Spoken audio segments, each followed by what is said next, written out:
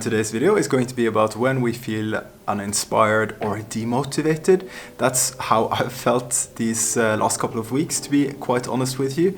But I have some tips on how to overcome those. And I didn't want to make this video at all because I've been feeling uninspired and demotivated a little bit. But I thought, why not share these 5 tips on how we can get into this creative groove again, get the creative mojo back. And I'm talking specifically about photography, but it goes for other types of creativity as well. So let's dive in with the first thing I do.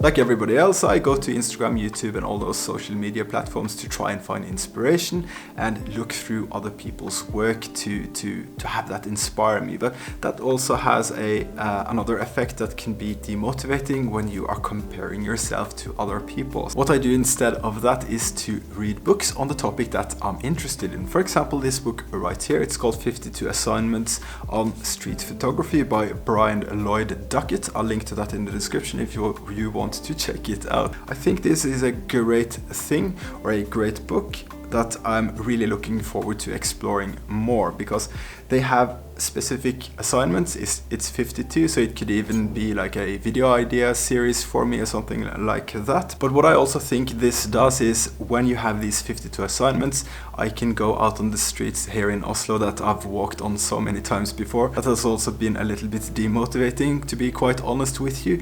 When you've walked the same streets over and over again, you think you've seen it all, and you get stuck in your old mindsets of, yeah, you do this type of image and you do that type of image, and that's what you stick to. With this book right here, I get 52 new fresh perspectives or fresh assignments, something that I can work on in my street photography. That's a good idea. Find the books on the topic that has assignments for you. And that also helps you get your screen time down, which is always a good thing in my opinion. Right, next up.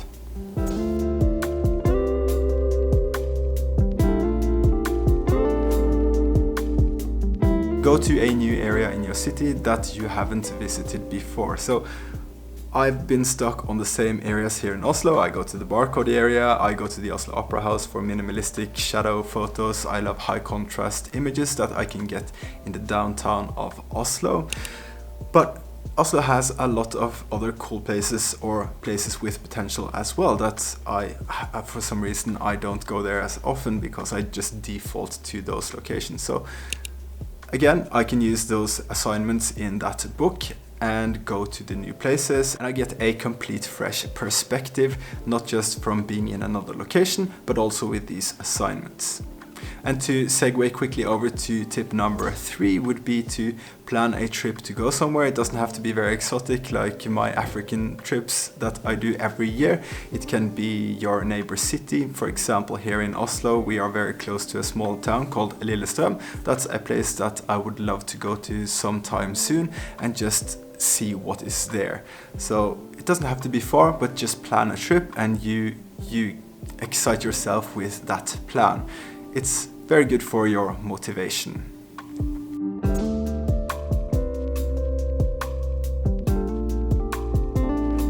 Next up is try another genre of photography. So for me, I do street photography as a hobby, and I do product photography as a way to earn money.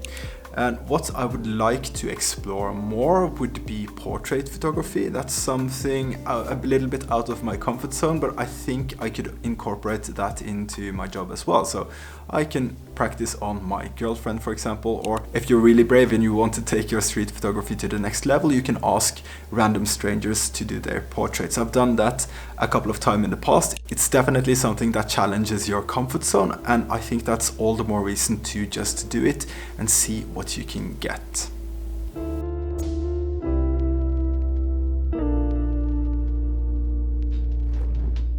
The fifth and final tip to help you stay motivated or get rid of that very annoying demotivation would be to go into your Lightroom folder, have a look at the very first image you ever took and compare it to the images you have taken lately and see how far you have come. You can also clean up your Lightroom folder, get rid of all the bad images that you thought were good, so you're only stuck with the very best that you have ever done. That's something I really like to do when I don't feel like doing photography. I of course have to stay both motivated and disciplined since this is my job as well, but I really want to be in that zone of being motivated and feeling motivated. So very short and sweet in this week's video, but I hope this motivated you to get back into motivation. Can you even say that? I don't know, but I hope it helps.